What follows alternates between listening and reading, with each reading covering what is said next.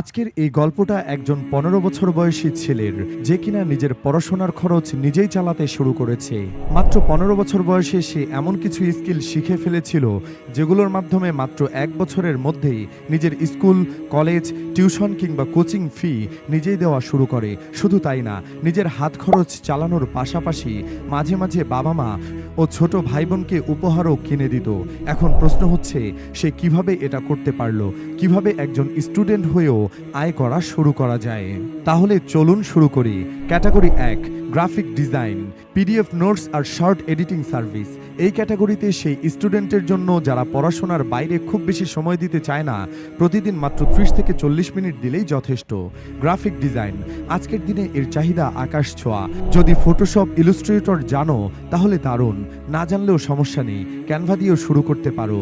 একটা পোস্টার বা থাম্বনেল বানাতে তোমার বেশি সময় লাগবে না। এর মাধ্যমে মাসে সহজেই ৮ থেকে ১০,০০০ টাকা আয় সম্ভব। পিডিএফ নোটস বানানো, নিজের তৈরি নোট ডিজিটাল ফরম্যাটে সাজিয়ে অনলাইনে বিক্রি করতে পারো। শিক্ষার্থীদের মধ্যে এর চাহিদা দিন দিন বাড়ছে। শর্ট ভিডিও এডিটিং, আজকাল YouTube Shorts, Facebook Reels, TikTok সব জায়গায় শর্ট ভিডিও দারুণ জনপ্রিয়। তুমি যদি মোবাইল অ্যাপ দিয়ে ভালো এডিট করতে জানো তবে প্রতিটি ভিডিও এডিটে ২০০ থেকে ৩০০ টাকা পেতে পারো।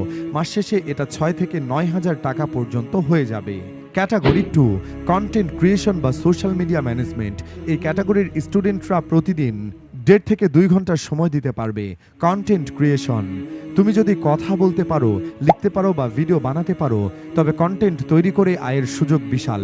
প্রথমে নিজের ব্র্যান্ড ভ্যালু বানাতে হবে, ধীরে ধীরে অডিয়েন্স আসবে, তারপর বিজ্ঞাপন, স্পন্সরশিপ আর প্রমোশনের মাধ্যমে আয় হবে। সোশ্যাল মিডিয়া ম্যানেজমেন্ট, ছোট ব্যবসায়ীরা তাদের ফেসবুক পেজ বা ইনস্টাগ্রাম অ্যাকাউন্ট চালাতে জানে না।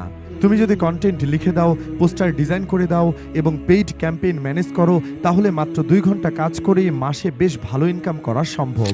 ক্যাটাগরি ৩, ভয়েস আর্টিস্ট কাজ। নতুন, এবার আসে এমন এক ক্যাটাগরিতে যেটা খুব কম মানুষ খেয়াল করে অথচ এর বাজার বিশাল।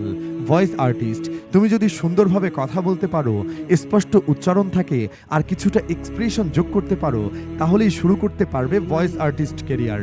আজকাল প্রতিদিন অ্যানিমেশন ভিডিও, অডিও বুক, বিজ্ঞাপন, শিক্ষামূলক ভিডিও, এমনকি মোটিভেশনাল কন্টেন্টের জন্য ভয়েস আর্টিস্ট দরকার হয়। তোমার লাগবে শুধু একটা ভালো মাইক্রোফোন আর শান্ত পরিবেশ। ফাইবার বা আপওয়ার্কে ভয়েস আর্টিস্ট লিখে সার্চে দিলেই হাজার হাজার প্রজেক্ট দেখা যাবে।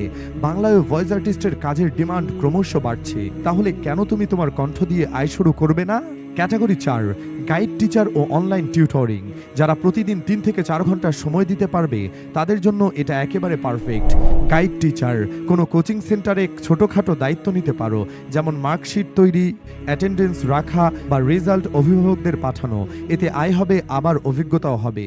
অনলাইন টিউটরিং, তুমি যদি ইংরেজি, গণিত বা বিজ্ঞান ভালো জানো তবে জুম বা গুগল মিট দিয়ে পড়াতে পারো। প্যারেন্টরা এখন তাদের বাচ্চাদের অনলাইনে টিউটর চাইছে, এর মাধ্যমে মাসে ১০ থেকে ২০,০০০ টাকা আয় করা যায়। ক্যাটাগরি ৫, ছোট উদ্যোক্তা বা অনলাইন বিজনেস।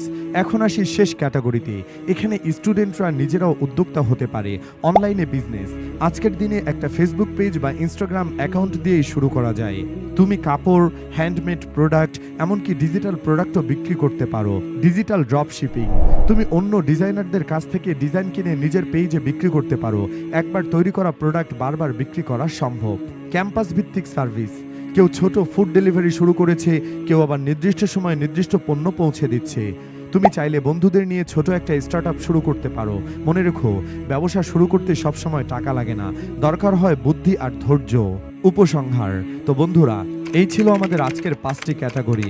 এখন তোমার প্রশ্ন, তুমি কোনটা দিয়ে শুরু করতে চাও?